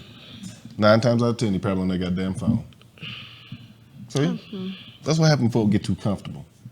Yellow. They get too comfortable. Yeah. Yeah. Don't recognize. We was field, Oh, so yeah. we never got comfortable. The yellow people was in the house. Yeah, we've been back for about 2-3 minutes. Oh, you peeping it? Yeah. You come on in, man. Yeah. No, we can't take no more breaks. We done took a last break. Oh, okay. All right. Oh, sure. So now I'm gonna get an email about why is there an empty space? Why is there an empty space on this segment? And walked out. See?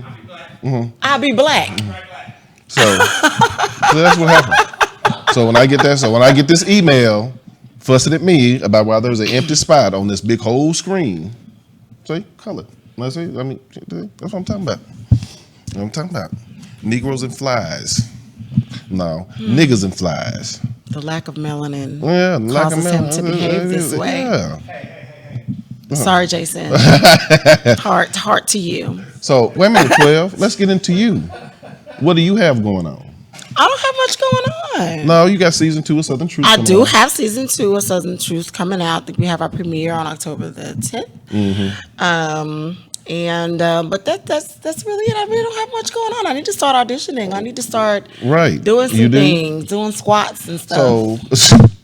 So she said doing squats. I was supposed to be on a diet, and it hasn't been working out pretty well. Wait a minute, she put up them funny memes about dieting and all of that stuff. It's so hard. So, question: what about your character from season 1 is different from season 2? You still sleeping with everybody's husband? First of all, no, I am not sleeping with everyone's husband. I'm sleeping with my husband. Oh. Okay, the same as season 1. Okay, same husband. And Kristen has a lot of layers that are coming, to the surface. So I'm interested to see it all come to light and everything. Still waiting on that big scene. She want a sex scene. She's looking for she want a sex scene. Looking for some scenes. They're gonna have to airbrush. She want a hunch. So one more question. I know about season 1. I don't know about season 2. How do you prepare for all of those layers? Because who you are, I know you personally. And who you are in Southern Truth is 2 totally different people. And it's 2 totally different mindsets. How do you gear yourself up for that? I think for women, we have so many different layers that at some point in your life, you were that character you're channeling. Even if it was for an hour, you remember the feeling, you remember the emotion, you remember all those things. So you just go back to that place, even though that's not who you are right now. At one point, maybe you had a whorish spell. I'm a firm believer. I think everybody, male and female. I'm trying to say it politely. No, everybody done had you had a phase. You had an episode. Everybody done had a whole phase. Every male, female, we all done went through there. You know what I'm saying? So you've experienced all kind of things: breakups, letdowns, being cheated on, being the cheatee. Is that how it is? Cheaty? The cheater? The cheaty? That's something I want to kind of talk about too. You've been one or the other, both or whatever. So you just channel all those different feelings. If you weren't either one, you went through it with a friend, or something, or a family member. No, everybody's been cheated on. I think everybody's been cheated on. I think everybody's cheated. That's why this hypocrisy on Facebook but these niggas ain't shit. Well, you wasn't shit at one particular point in your time. And I'm also a firm believer that well, let me ask you this: do you believe that the right type of person can bring something out of you? Like, how can I word this? You may be a cheater. You may be, because I wouldn't even. Let me give an example. When I met my wife, I wasn't even thinking about marriage. I didn't want to get married. I was content on just having a couple of friends, had my little subscription to Pornhub, but the Pornhub had plenty of rubbers and everything like that. But she brought that husband out, and I'm a better husband now than I 10 times better than I was in my first marriage. Do you think, or can people really change, or is it just a maturity factor? I think a person can change, but I don't think that it's necessarily somebody bringing something out of you. You just found something that made you want to be better. You know what I'm saying? Like, this person was worth it. This person was worth giving up the game. Like, this is where my heart is at right now, or where it wants to stay. And so I'm going to do what it takes to keep this feeling, to keep this, you know, it's an investment. This is what I want. You know what I'm saying? When you find what you want and you want to keep it, then you start fine-tuning and smoothing out the rough edges. You know what I'm saying? Right on. If it's not something you really, really want, you're content with staying the way you are because, you know, there's no investment there. You know what I'm saying? There's, you know, it's something to do, but it's not necessarily a place you want to stay. So what do you tell women, your homegirls, that, you may have a homegirl, let me put it like that, that, you know, she don't want to be married no more. She done went through that game or whatever, and she just want friends, and she don't want anything serious. But, you know, things like that. How do you, what is your message to her? I think that's an okay place to be. You just have to be honest with you and be honest with whoever it is you're becoming involved with. They need to know where you are. You know, I'm not looking for anything right now. I just want to. Did he just crawl through here? Yeah, he just. You were supposed to do that without saying. No, yellow people ain't getting passes. No, not today. Oh, the soapbox is over. Oh, it is? Yeah, we're done. It is over. Soapbox was. We came back at what, 9:10? 9:09. 9:09, and it's now 9:26. What am I talking about? This is what I be talking about right here. See, you know what that's called? I'm gonna tell you what that's called. See, y'all don't like to see this face, and this is why y'all. It's called light skin privilege. Okay. What I say, see, Jason? See, Jason? No, because when I get this email, I'm gonna send it right directly to him. It's called light skin privilege. Well, because learn about it, brother. No, I'm not learning about it. So, my thing with that, yeah, because I'm really pissed off. Don't be pissed. You know. No, big bro, don't be. So the thing is that I think that I feel what you're saying on that, but on the same token, I'm a firm believer that I hate to hear people hate to hear them say that, because I know I'm built for a woman. And I know women are built. That's the way we were designed. That's the way we were made for. The man was lonely here and fell asleep for the rib. You know, he who finds the wife finds a good thing. You know, but on the same token, he who finds a bad wife, the Bible said, is like cancer in his bones. So the Bible reference cancer? It does. Oh, okay. It didn't. It didn't. But it's all. But I know what you're saying. It didn't say. It just said. Yeah. I read the King James, the NIV version. The Message. Maybe you doing the Message. Yeah. I don't do the King James. I do the NIV. I'll this style though them. I don't know. Sometimes I get lost in that too. Right. So I get you. So I get you. Yeah. So, but the whole thou wast late. Thou shalt shut up. Yeah. Thou was. Thou shalt not be a whore. Yeah. What book is that? James what? James 1 and 12. There's not be a Jezebel, a Delilah. Hey, what's up with all the women references? No, I'm just saying. I mean, you know, David was a hoe too. So after God's own heart. Yeah. Here we go. David was a hoe. He was a little loose. He did do some underhanded things. How many concubines? No, that was Solomon. That was Solomon. My bad. Solomon was getting in. David had old boy killed. He had his best friend kid. He wanted his wife. Bathsheba. She was hot. Oh, she had to be fine. The motherfucking maybe kid. Yeah, you know what? Yeah. And then they didn't wear tight clothes then. How you know? Benet. They had them long gowns and shit, so how her you know booty must have been really sticking out. King Benet. I'm just saying. She was bathing, remember? She was bathing. King Benet, would you send me out into the heat of battle so that I would be thrown through and through with the spear? All yellow people in the front. Is that what we doing now? All the yellow people in the front. Hey, Jason like that one. The yellow people in the front, huh? Yellow people in the front. No. We in the back. The shades get darker as you go back. But no, I just think that so wrong. So wrong. I just think that I feel what you're saying on that, but on the same token, I'm a firm believer that I think that I've been saying this. You brought up an interesting point about divorce. It breaks my heart that African Americans lead divorce. And the reason why we have all this discord in our community and our household is we do not know how to love each other. Father's Day rolls around, you see all these women on her. I'm mom and daddy too, and you hear dudes doing all this stuff. We got to learn how to love each other, and I think a lot of this stuff will supersede. The most successful people that I see right now on this planet is Asians and Eastern Indians, but they also have the lowest divorce rate. When they get married, they get married. I think that's something that they're brought up with, though. Yeah, but see, well, hold on. I think you miss a big point in those cultures. I mean, sometimes it ain't got nothing to do with love. It ain't like a person love. They just feel like, well, it's my duty. I mean, that's the whole thing. That's the whole thing that the world hates about America, is that you can come here, you can be what you want to be, do what you want to do, and be how you want to be. Sometimes it's to our detriment. Is it to our detriment? Yeah. Just as well as I do, it's certain people you can give. Give you an example.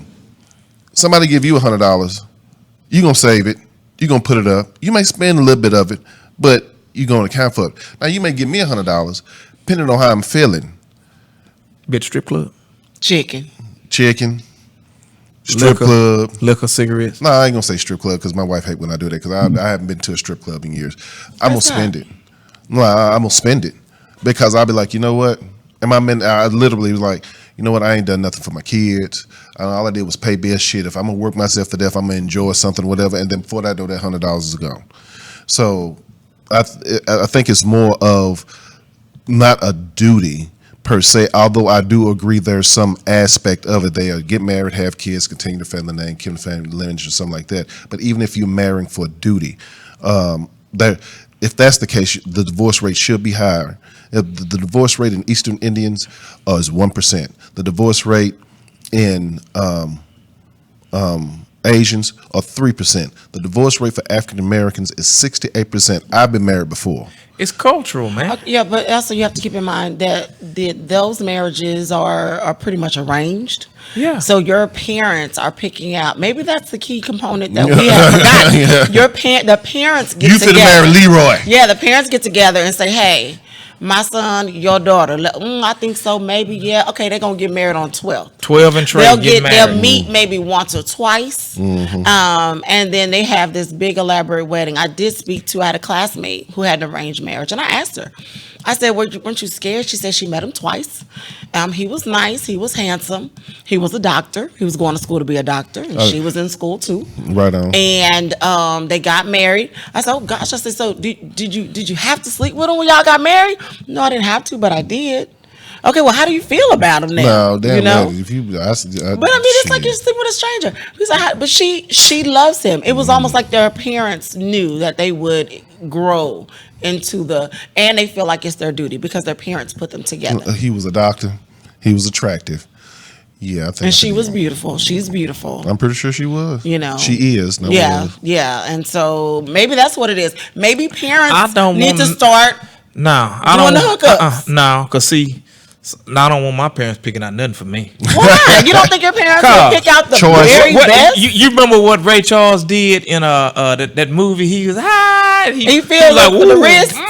Yeah, he felt that forearm, and Ray was like, I don't need my parents picking out nothing for me. So you think they're gonna get somebody big for you? I'm gonna pick out what I want. Well, choice is always the opportune thing. I think we choose as soon as the roads get a little bit rocky or rough. To abandon shit. But hold on, but that's part of the culture. We're a microwave society now, to where agreed. I like we that. come in. We like to have we want what we want right now. We're not willing to sacrifice anything for it. We're not willing to go through anything for it because the first time somebody goes through something, you're going through. I'm out. Look. I ain't gotta put up with this. I don't like that. I'm saying, and that's why a lot of men and women now they won't get married. They'll just live together, and that's too much of an easy way out. With marriage, yes, there comes responsibilities. In marriage, there's struggle. roles. There's roles. Those things should bring you closer together. It did for me and my old lady, and I'm pretty sure I'm not the only one that feels like that. But if you want to jet every time, and because some days I know I get on her goddamn. But see, how long are you supposed to struggle? how long are you supposed? Is there to, a cap on this? Yeah. Well, it's not, how long are you supposed to compromise? Because I mean, I've been in a relationship to where I felt like, man, I'm just trying to live. I'm just trying to exist, and I'm catching hell on every angle. I don't have any peace. I'm not getting anything that I want out of this. Man. So it's like, so what is this all about? Now, if the woman is the hellraiser, that's different. I'm talking about y'all are just having a struggle. Y'all are struggling together. Let's just say there's a financial difficulty. Or let's just say you're having trouble with kids together. Something y'all have to just go through together. That should bring you together. I'm not talking about one or the other raising hell with the other. That's totally different. Because then you're robbing me of my peace. You are robbing me of my peace. You are bringing discord in the house. But us struggling through something together, that should bring us together. And when people don't want to stay for the fight, then you should allow them to go. Yeah, I mean, so how long should you fight? How long should you struggle? If y'all are fighting together, if y'all fighting, different. Yeah, it's different. If me fighting each other, yeah, fighting each other, that's one thing. But if we going through it, like when I got laid off on my job, right? Me and my wife had to go through that financial difficulty together. It wasn't like me against her, her against me, right? Or whatever situation is now. If we are at each other's throat arguing about every goddamn thing or whatever the situation is, that's totally different. Or I'm coming in and not doing what I'm supposed to do and just doing crazy shit, or she doing the same thing or whatever, then that's something totally different. So, with marriage comes respect, or it should come with respect. And if I'm supposed to love my wife like Christ loved the church. She's supposed to respect me. And with those, I think if people just remember those two things, because yes, it is a bond, it is a commitment. And I think, like you said, we are microwave people. Soon as a water, I've known cats that, I got options. Yeah, I got options. Shit, he lost it. He the one lost that job. I'm not finna be with him and go through all of that and have build him back up. I ain't got time for that. Then what was your point with being them in the first place? You should have left him alone from jump if you ain't gonna be there through the thick and thin. And then when I found that out, you said this a long time ago. Once I find out that you're not really on my team, then you become my enemy. I'm out. And take whatever shit you got with you, hit the door. Right. Because I can take care of myself better than I can make sure I'm all right. Yeah. You dig what I'm saying?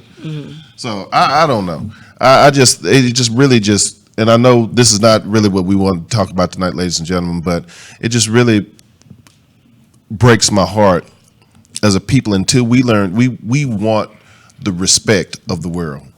Black people. Do we? We want the respect. I don't think so. I mean, because my deal is that I don't need the respect of the world. I just need to have the playing field level. I mean, if you go talk about crime, and I've said this plenty of times before, this ain't nothing new. If we go talk about black on black crime, we need to be talking about white on white, Hispanic on Hispanic, Asian on Asian crime. Agreed. But then when you come in, if you look at it statistically, every statistic for black people in this country, the way that things are, the media, it's almost like it's a slant and everything is towards a negative. Anything that we do positive, it won't make it on the news.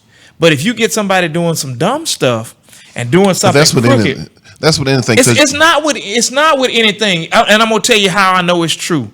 We have a president of this country that can say any damn thing, anything, at any time. About he can say that.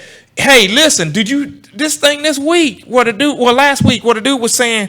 Well, what would happen, if we had a nuclear war? Well, about 20 million people would die, but we'd be okay as a country. We'll be okay.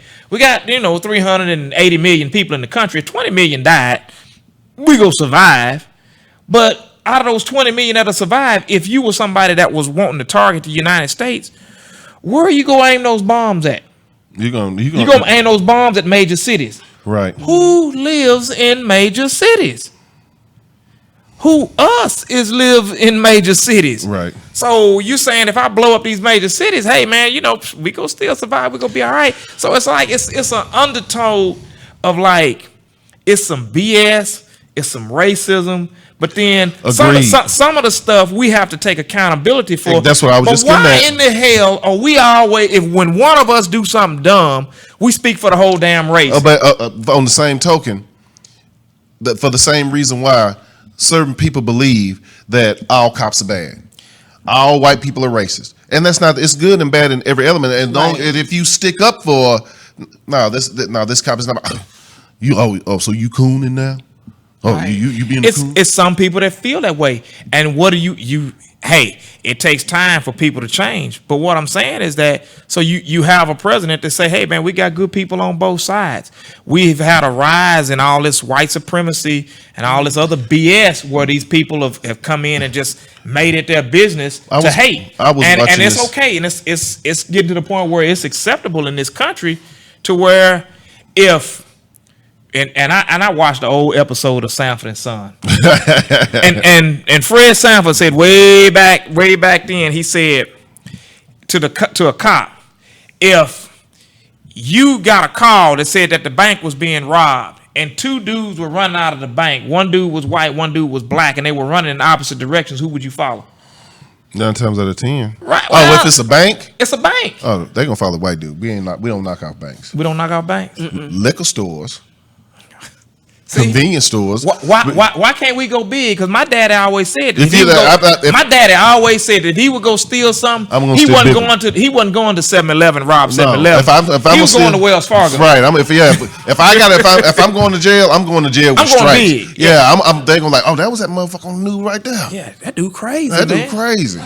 He getting federal time. Yeah, he ain't doing state time. He doing federal time. That's why we don't want the federal time. No. The federal time is better than the state. I mean, if you gotta go, you gotta. I'm just saying. I ain't saying I'm no expert on prison, but you gotta go do federal.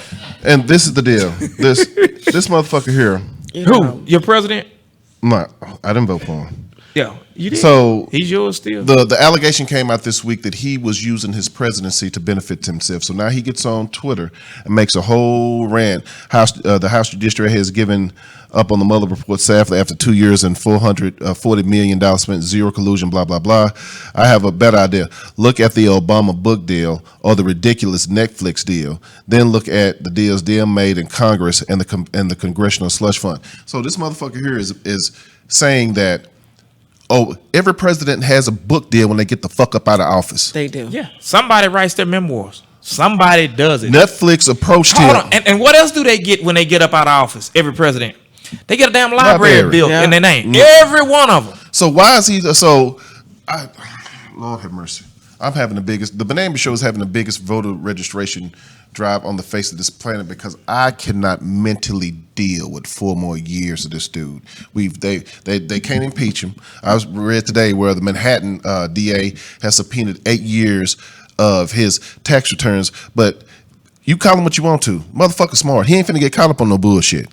He ain't finna get caught, well, unless she, getting ready to screw a porn star for $130,000. No, I mean, the deal is that when you start talking about those tax returns, that's something that has to be subpoenaed with the Senate. The Senate can call them in, but who controls the Senate? The Republicans. This is state level. This has nothing to do with the federal. This is the Manhattan DA. Right, but they have a policy. That's what you need to understand. The policy is that they will not actively go after a sitting president. They say once he finishes office and once he's out of office, then we got the right to go after him, but we're not going to disgrace the country by going after our own leader. That's the policy. Does his supporters know how much money it takes for him for tax dollars to have that place in New York for every goddamn time he goes golfing, which is more than any other president has ever done? Wait a minute. He was golfing during Hurricane Dorian. No. He was golfing. No, because don't have me go back and pull up a tweet and say when Hurricane Katrina hit, I would have been up there with the people. I wouldn't have had time for golf. Isn't that what he said? He said Obama did more golfing than anything, and every time he goes down to Mar-a-Lagos or he goes down to Virginia or he goes and play golf, he's already exceeded the number of times playing golf than Obama did in 8 years, and he ain't even been in 4 years. But who's keeping count? Y'all, he can say what he wants, and anytime he wants to gain more support, all he has to do is say one name, Right. Obama. Anytime, all he has to do is say Obama. Right. And that plays into what James says about the white supremacist aspect, because this, you had this, now you got this. When he said, I can go on Park Avenue and shoot somebody, and shoot 5 people and not lose 1 vote, it was over with then. Mm-hmm.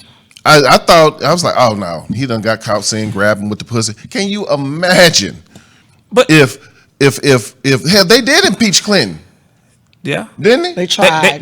They impeached him, but they didn't vote to remove him from office. The impeachment is like bad Benet. He got the impeachment for lying. But I mean, which was done to me.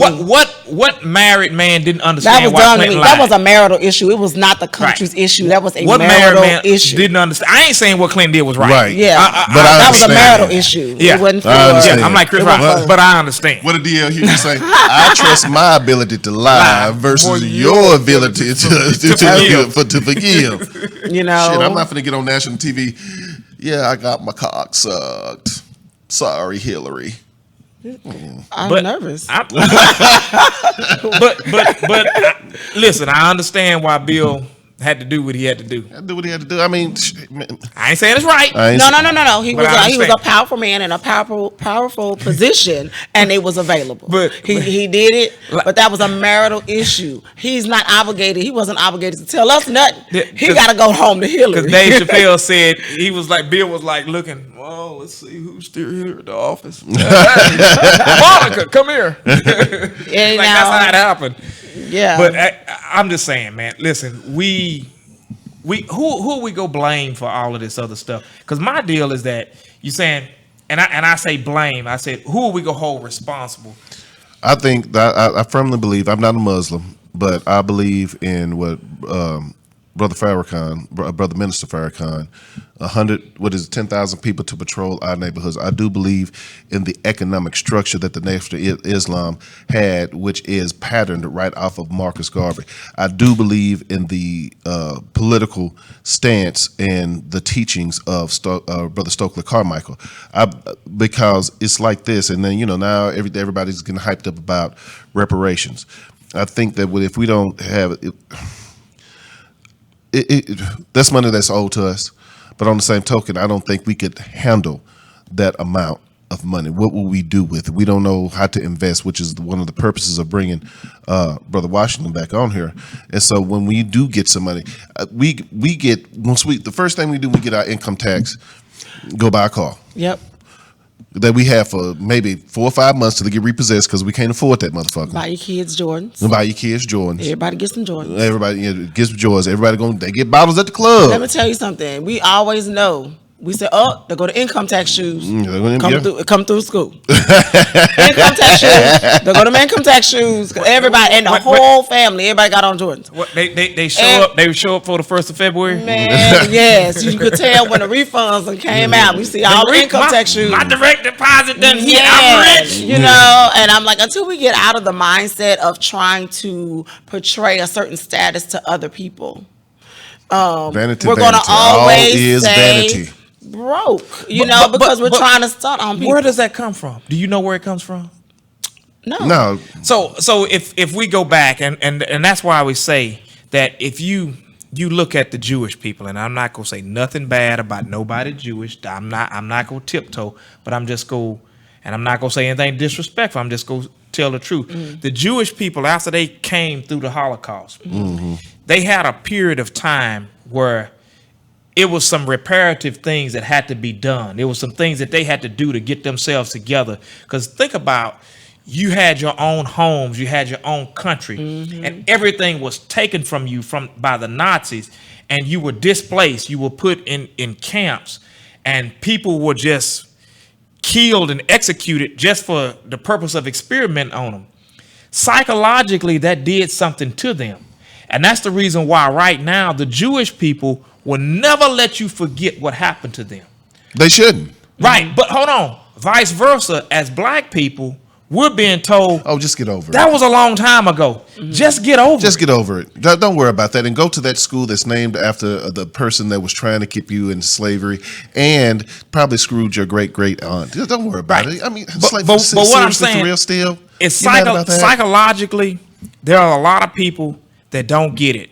There's some things that have been allowed to perpetuate. And then this goes all the way back to the development of the ghettos. So when you looked at the ghettos, the ghettos didn't start in America. All that stuff started in Europe. And they brought that here to where you had that concentrated poverty. And they've done the studies, and they know that whenever you concentrate poverty, you have all these other things that go right along with it. And they just say, well, we're not interested in breaking up that poverty. And we're not interested in breaking up that because this country will always have a slave class. Well, it's that way. If you go to India, it's that way. If you go to China, it's that way. No, I'm specifically talking about this country. And what happens is it used to be African Americans, because we actually built this country. Then it kind of migrated over to the Hispanic. Now they're targeting the immigrants. And then, but the immigrants come over here, they hungry, they work, they undercut everybody else. Oh, you gonna pay him 10? I'll do it for 7, bro. I come get this money for 7. Right. And so what the deal is that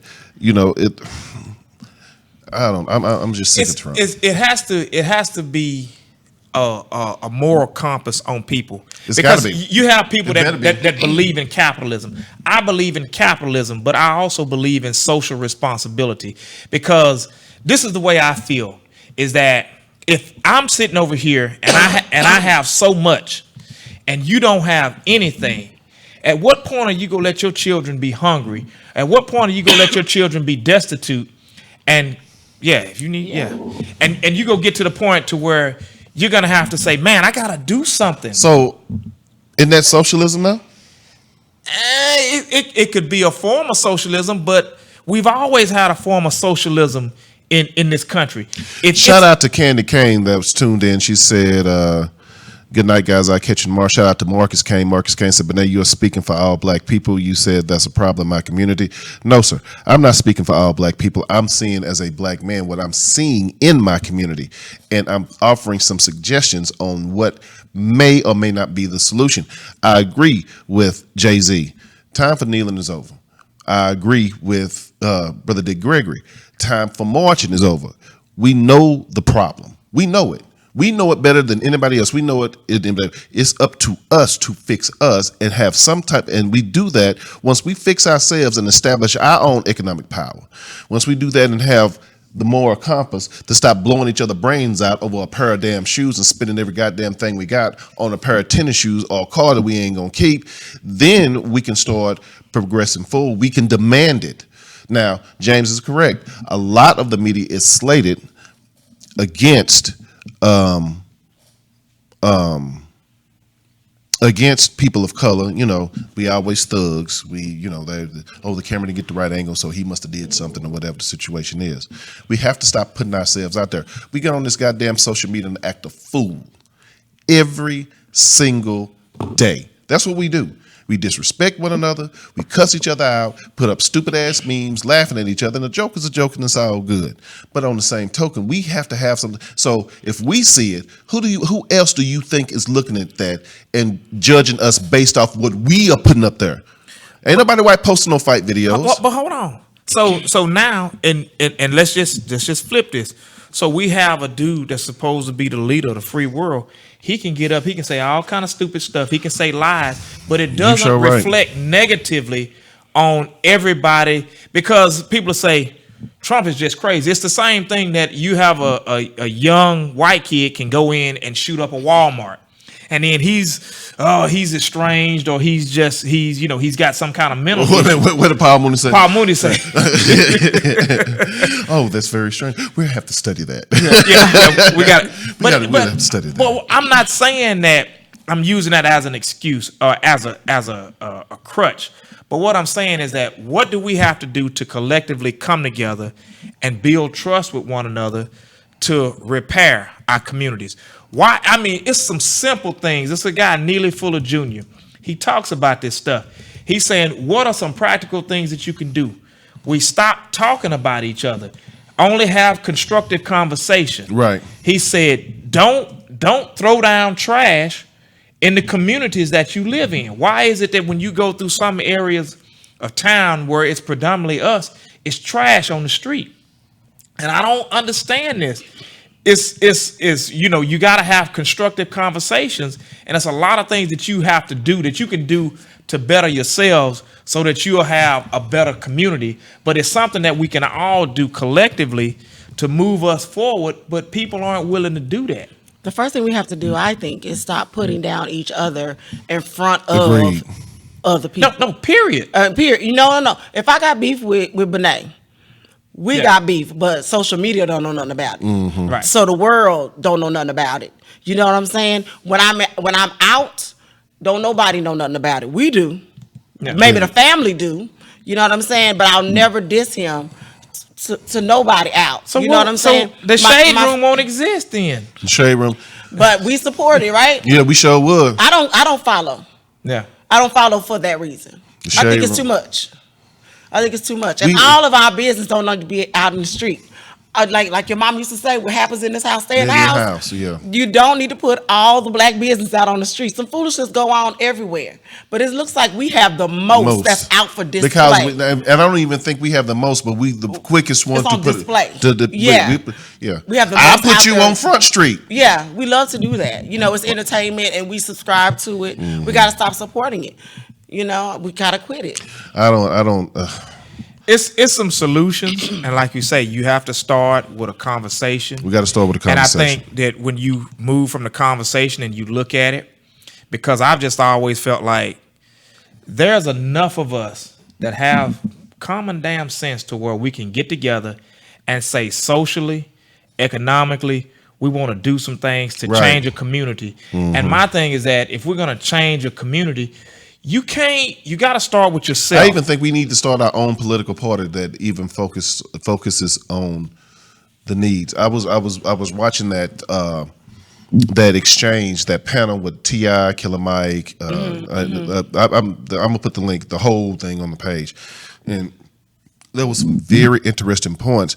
Now, that's a game plan. We can do that. Now, when we come together and do it, he even said the same thing that you said when the whole Cap and Jay-Z and NFL thing went down. He said he wasn't disappointed in Jay-Z. He said he was disappointed in black people because we all went to work the next day. He said, what if we all just decided, and you talking about everybody, what, police in every occupation, not to go to work? What would they have said? What does that, You know why that can't happen, or why it didn't happen? Is because why it's not gonna happen? Well, most people are not in a financial situation where they can't afford to not go to work. And so when you come in, because I've always dealt with this where people will say, hey man, listen, this dude is doing this or that. And then people say, well, you can't hate on that man because he's going out there to get his money. And that's his money. He earned that money. Who are you to tell him how he should do things or why he should do this? And I mean, and that's the way a lot of people feel. But it's like you gotta have some kind of social responsibility. We do. You can't operate like the devil and want to be treated like a saint. You gotta operate on a higher plane. And once people begin to love themselves, and once they begin to treat other people like they want to be treated, man, the world will be a better place, because it's some small things that we can do that can make this better without saying we go try to look at overall. We can't change the world, but we can change each other. All right, ladies and gentlemen, we got 2 minutes and we got to get ready and get out of here. Yes, we do. But now, this is the new Benet Embry challenge. I just thought about this. 1 act of kindness a day to a stranger. Just 1 act of kindness. It don't matter what it is, buy somebody something to eat, speak to them, help a lady across the street. 1 act of kindness a day for the next 30 days. And let's see what type of impact. If everybody that's tuned into the show, post that shit on Facebook. Make a hashtag. Let's make it trend. The Benet Embry Kindness Challenge. 1 act of just one act of kindness a day. Don't matter if they black, white, Hispanic, whatever the situation is. Just 1 act of kindness. Let's try it and see if we can make our communities and our cities a little bit safer. We don't thank everybody for tuning in. 12. Yeah, we shout out to 12 for coming in and sitting with us tonight. Thank you very much. Thank you for having me back again. I appreciate it. We want to make sure everybody have a blessed week. We will see you next Monday. I don't know who the special guest will be because I haven't booked that person yet. I'm working on it. Oh, no. So that being said, we'll be here. Yeah, we'll be here. Y'all be blessed. Y'all have a great week. We out. You've been tuned in live to the Benet Embry Show. Peace. Peace.